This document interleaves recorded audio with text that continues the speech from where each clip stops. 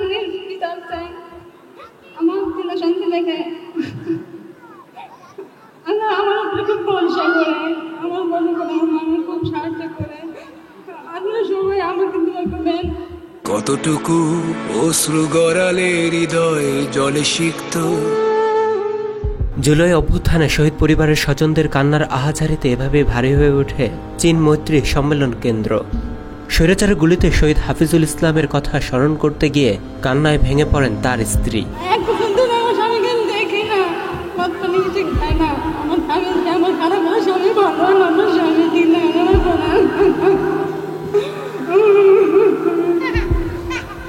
শুক্রবার রাজধানীর চীন মৈত্রী সম্মেলন কেন্দ্রে জুলাই আন্দোলনের শহীদ পরিবার ও আহতদের নিয়ে আয়োজিত মতবিনিময়ে হাজির হয়েছেন শতাধিক মানুষ। এখানে সন্তান হারানোর ব্যথা নিয়ে স্বৈরাচারের বিচারের দাবি জানান এই শহীদের মা। যে আমাদের সন্তানের বিচার কিন্তু এখনো হয় নাই, আমাদের সন্তানের বিচারের জন্য আমাদের আবারও মাঠে নামতে হবে।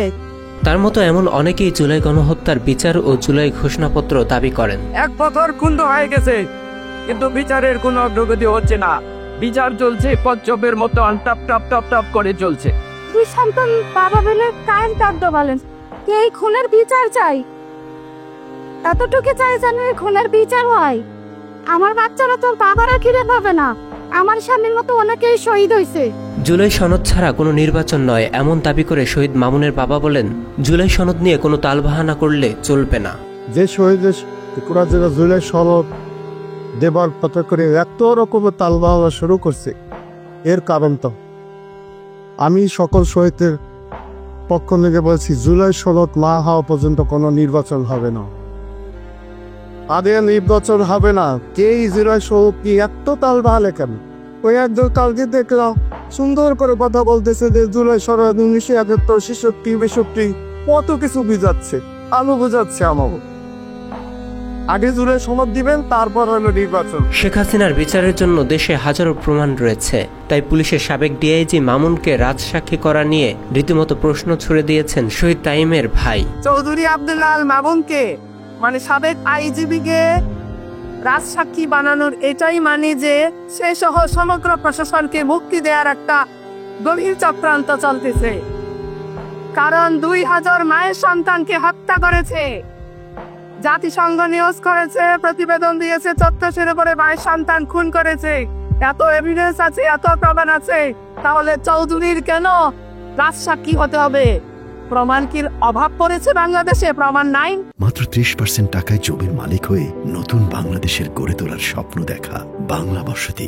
এই সময় জামাতে ইসলামের কেন্দ্রীয় নির্বাহী পরিষদ সদস্য ও ঢাকা মহানগর উত্তরের আমির সেলিমউদ্দিন বলেন, 71 গর্বের, তবে 24কে যেসব রাজনৈতিক দল অবমূল্যায়ন করবে তাদের অবস্থাও ফ্যাসিস্টদের মতো হবে। এখানে যারাই শহীদ হচ্ছে, আহত হচ্ছে, এরা সবাই আমাদের শহীদ, এরা সবাই আমাদের আহত, এবার দেশের সম্পদ। 71কে আমরা স্যালুট জানাই, 71-এর শহীদদেরকে আমরা মর্যাদা দেই, 71-এর বীর সেনানীদেরকে আমরা সময় করি, শ্রদ্ধা করি। কিন্তু তার মানে এটা নয় যে 24কে আমরা আন্ডারমাইন করব, 24কে আমরা অবহেলা করব, 24কে আমরা বৃদ্ধাঙ্গুলি দেখাবো, ছাত্রদেরকে আমরা বলবো আন্দারে এরা কি বুঝে। এরা যদি না বুঝতো, এরা বুঝে না বলেই জীবন বাজি রেখে বুলেটের সামনে দাঁড়িয়ে তারা ট্রুকের সামনে তার বন্ধু হারিয়ে গেছে, কিন্তু তারপর সামনের দিকে গিয়ে আমাদের শহীদ পরিবারের জন্য একটা আইন করে না করা সুরক্ষায় কেন একটা শহীদ পরিবারের মেয়ে দর্শিকা হলো, এই দায়িত্ব সরকার নিতে হবে না?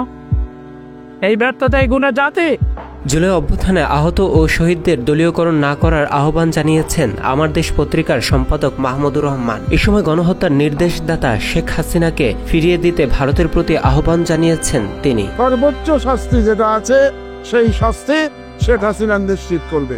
সেই সঙ্গে আমি তার প্রভু ভারত সরকারের কাছে আহ্বান জানাবো, আপনারা এমনিতেই অনেক দুষ্কর্ম করেছেন, আপনারা বাংলাদেশের স্বাধীনতা লুণ্ঠন করেছিলেন, আপনারা বাংলাদেশে গণহত্যা চালানোর জন্য প্ররোচনা দিয়েছেন, আপনারা শেখ হাসিনাকে দিয়ে বাংলাদেশের জনগণকে হত্যা করেছেন, বাংলাদেশের আলেম সমাজের উপরে জুলুম করেছেন, বাংলাদেশের অর্থনীতিকে লুট করেছেন, ধ্বংস করেছেন।